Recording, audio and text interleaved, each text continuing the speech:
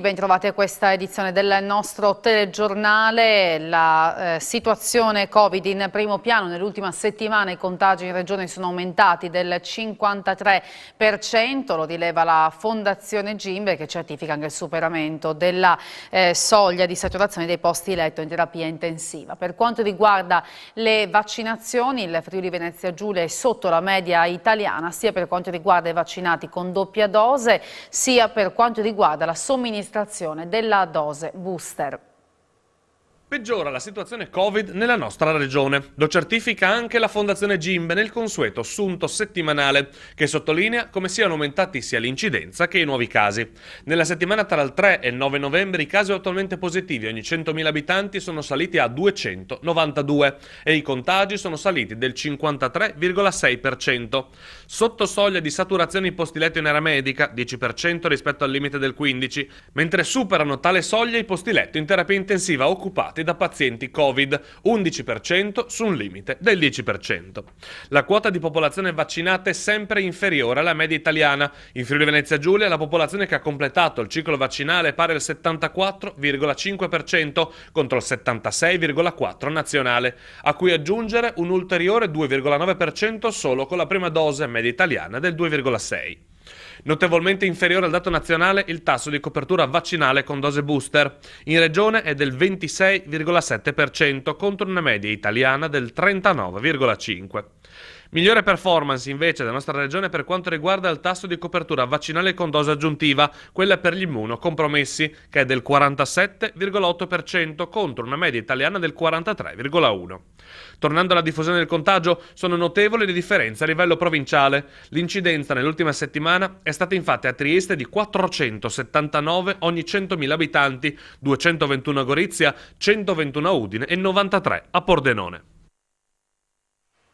La zona gialla è dietro l'angolo, ma il vero pericolo è che dopo la gialla arriva l'arancione. Parole del vicepresidente della regione Riccardi, ospite ieri sera a Elettroshock.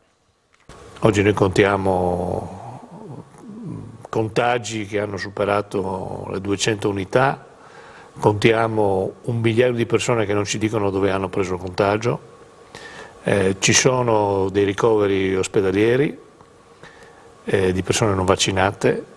Io credo che questo, io mi ritrovo molto nelle cose che ha detto il Presidente della Repubblica oggi. Noi non dobbiamo, noi stiamo lavorando per contrastare il virus e c'è qualcuno che sta lavorando per contrastare gli strumenti che ci consentono di contrastare il virus. Non mi faccia dire il giorno perché cambierebbe poco, ma io penso che la zona gialla non sia così lontana. Abbiamo 70 letti da coprire nelle aree mediche. Quindi questa è la cruda verità. Il problema però è che la zona gialla determina un impatto, secondo me, abbastanza limitato. Dobbiamo metterci la mascherina uscendo, cosa che oggi non facciamo. Attenzione a quello che può venire avanti, perché se cominciamo a ragionare di altri colori, e io credo, ne abbiamo viste tante nel corso di questi mesi, che comportamenti di questo genere non ci aiutino. E l'emergenza sanitaria non riguarda solo l'occupazione dei posti letto Covid, sia in reparti ordinari che in terapia intensiva, ma il Covid andrebbe a saturare tutti i reparti, togliendo di fatto personale alle operazioni di routine e alle sale chirurgiche, dunque creando delle liste d'attesa e togliendo tempo a chi per malattie degenerative ne ha già poco. In questo mese noi abbiamo circa 5 volte meno degenti rispetto a gennaio-febbraio di quest'anno. Come diceva prima il vicepresidente, è un effetto come una slavina, solo che adesso il pendio è meno in pendenza, ma sta andando. Noi in ospedale non abbiamo servizi in attesa, tutti i servizi lavorano. Per cui non ci sono persone, operatori, medici, infermieri, OS che stanno ad aspettare. Se noi dovessimo aprire altri 9 posti letto di terapia intensiva, 9, 10, 8, insomma posti letto di terapia intensiva, avremo bisogno per coprire il turno sulle 24 ore di 5 anestesisti. Più gli infermieri, ma facciamo l'esempio degli anestesisti. Se 5 anestesisti lavorano in terapia intensiva non vanno in sala operatoria, quindi perdiamo 5 sedute operatorie al giorno. Siccome in una seduta operatoria di interventi grossetti, diciamo, ne facciamo mediamente 2, un po' di più, ma diciamo 2, noi perdiamo 10 interventi al giorno, moltiplicato per 5 giorni di una settimana in cui le sale operatorie lavorano a pieno regime, noi perdiamo 50 pazienti alla settimana e non riusciamo ad operarli. Quindi è molto semplice il conto, non è un aspetto difficile da capire.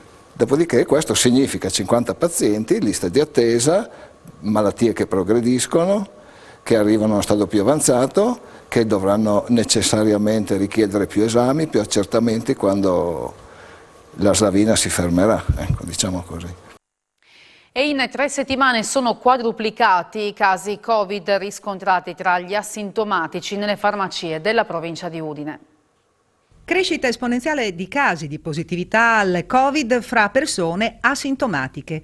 Lo rileva l'Ordine dei farmacisti di Udine, il cui presidente Gabriele Beltrame sottolinea che dalla penultima settimana di ottobre alla prima settimana di novembre si è passati da 93 casi a oltre 400 casi di positività.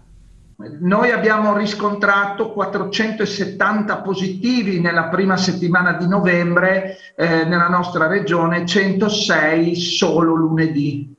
Abbiamo svolto la scorsa settimana in 7 giorni 90.000 tamponi. Purtroppo ci sono delle persone che si presentano forse perché non sono a conoscenza di quella che è, diciamo, la maniera corretta di porsi di fronte al tampone in farmacia, si presentano comunque con sintomi e avvertono il personale dedicato solo dopo aver fatto il tampone. Il ministro dell'Interno Lamorgese ha emanato ieri sera l'attesa direttiva relativamente allo svolgimento di cortei e manifestazioni, con l'invito ad ascoltare ad adottare con urgenza le misure nelle varie città interessate dalle proteste di piazza. Una circolare che non soddisfa il sindaco di Gorizia, Rodolfo Ziberna. A Gorizia, lo ricordiamo, è programmata una manifestazione non Green Pass per sabato prossimo. La direttiva del ministro Lamorgese, che è stata firmata ieri sera, senza dubbio è inferiore alle nostre aspettative. Noi contavamo sul fatto che in direttiva fosse posto il divieto allo svolgimento di cortei, preferendo la soluzione statica, che assicura naturalmente anche l'adozione e il mantenimento perciò delle misure di sicurezza e l'adozione delle altre prescrizioni. La sensazione è che con questa direttiva però il cerino rimanga in mano al prefetto, al questore ed al sindaco. È previsto comunque perciò un nuovo riunione del Comitato per la sicurezza e per l'ordine pubblico, come previsto appunto dalla direttiva Lamorgese. Ho formalizzato stamani, alla luce della direttiva, sia al prefetto che al questore la richiesta del nostro comune, cioè no allo svolgimento del corteo. Mi riferisco a quello di sabato prossimo, che era previsto con partenza dalla stazione, doveva svilupparsi nel centro città per arrivare fino in Piazza della Vittoria. Perciò no allo svolgimento del corteo, sì all'esercizio del diritto di manifestare, di protestare, di contestare, ma in piazzale della Casa Rossa, dove appunto possono essere assicurate le distanze e le altre prescrizioni previste anti-Covid. L'Ordine dei Medici di Udine ha radiato un medico dall'albo per essere venuto meno al decoro e alla dignità professionale a causa di alcune affermazioni Novax. Si tratta del dentista Antonio Miklavec, il primo a ricevere, come anticipa questa mattina il Messaggero Veneto, un provvedimento di questo tipo in Friuli Venezia Giulia. Miklavec ha annunciato che presenterà ricorso alla Commissione Centrale per gli esercenti e le professioni sanitarie di Roma. Il consigliere comunale Trevu di Trieste, Ugo Rossi e Tito De Toni, uno dei portavoce del coordinamento No Green Pass di Trieste, risultano tra le 20 persone denunciate per i fatti avvenuti durante e dopo il corteo dello scorso sabato a Trieste. Il reato che viene imputato è manifestazione non autorizzata. I loro nomi compaiono negli atti trasmessi ieri dalla Questura di Trieste alla Procura, che aprirà quindi un fascicolo. La Guardia di Finanza di Udine ha sequestrato oltre 28.000 litri di gasolio introdotto di contrabbando in Italia dal confine di Tarvisio. Il carico illecito, spacciato come olio anticorrosivo per evadere le imposte, è stato intercettato nell'area di servizio di Gonars Nord. Sequestrati l'autoarticolato e gli smartphone degli autisti, sono scattate sanzioni per complessivi 9.000 euro in relazione al trasporto di merci pericolose senza misure di sicurezza previste. Negli ultimi mesi, con il coordinamento della Procura di Udine, le Fiamme Gialle hanno sequestrato oltre 180.000 litri di gasolio e benzina, 16 autoarticolati e diversi cellulari. Sono state denunciate 13 persone.